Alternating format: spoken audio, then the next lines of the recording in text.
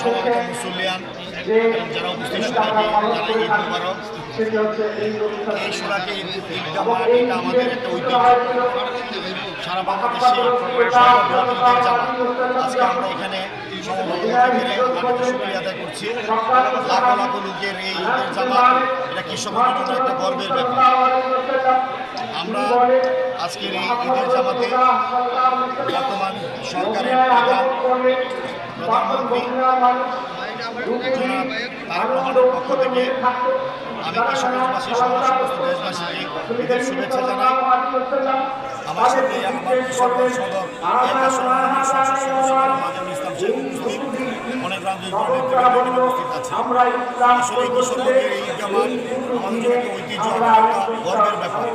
এটার যে উন্নয়ন হওয়া দরকার সেটা সেভাবে হয়নি। আপনি বলেছেন আমরা কি উদ্যোগ নিয়েছি, আসলে আমাদের সরকারের বয়স মাত্র 1 মাস। ইনশাআল্লাহ সংসদ সদস্য মহোদয় এখানে আছেন, আমি আছি। অবশ্যই এই ঈদগাহ মাঠকে একটা সুন্দর নান্দনিক একটা ঈদগাহ মাঠ করার জন্য যে পদক্ষেপ নেওয়া দরকার আমরা দ্রুত এটার কাজের ব্যবস্থা করব, উদ্যোগ নেব। আমরা আজকের ঈদগাহ মাঠে 199তম ঈদের জামাত অনুষ্ঠিত হতে যাচ্ছে। আমরা এই ঐতিহ্যকে ধারণ করব এবং আগামী দিনে আরও যাতে সুন্দর পরিপাটিভাবে নামাজ পড়া যায়, মুসলিমদের বিভিন্ন সুযোগ সুবিধা সহ এটা সংস্কারের কাজে আমরা উদ্যোগ গ্রহণ করব। আজকের এই ঈদের জামাতে আমরা দোয়া করব সমস্ত দেশবাসীর জন্য, যাতে বাংলাদেশে শান্তি বিরাজ করে। আমরা সবাই ঐক্যবদ্ধভাবেই আমার প্রিয় জন্মভূমি এই বাংলাদেশকে যাতে আমরা সুন্দর মানুষের প্রত্যাশার জায়গায় নিয়ে যেতে পারি। মাননীয় প্রধানমন্ত্রী কিশোরগঞ্জবাসীকে ঈদের শুভেচ্ছা জানিয়েছেন এবং সমস্ত দেশবাসীকে এই জামাতের মাধ্যমে আহ্বানের মাধ্যমে আমরা ঈদ মুবারক জানাতে মাননীয় প্রধানমন্ত্রীর পক্ষ থেকে আমরা দেশের জন্য দোয়া করব। আমরা এই কিশোরগঞ্জবাসীর জন্য দোয়া করবো, আমাদের মহানবীর জন্য দোয়া করব।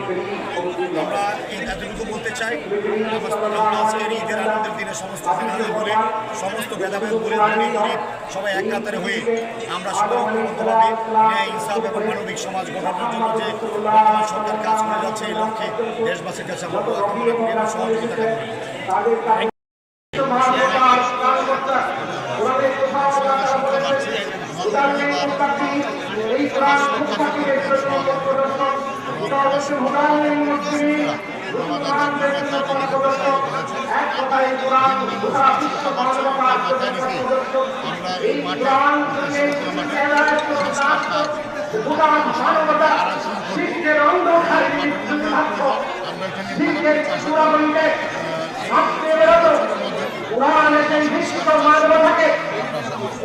Thank you.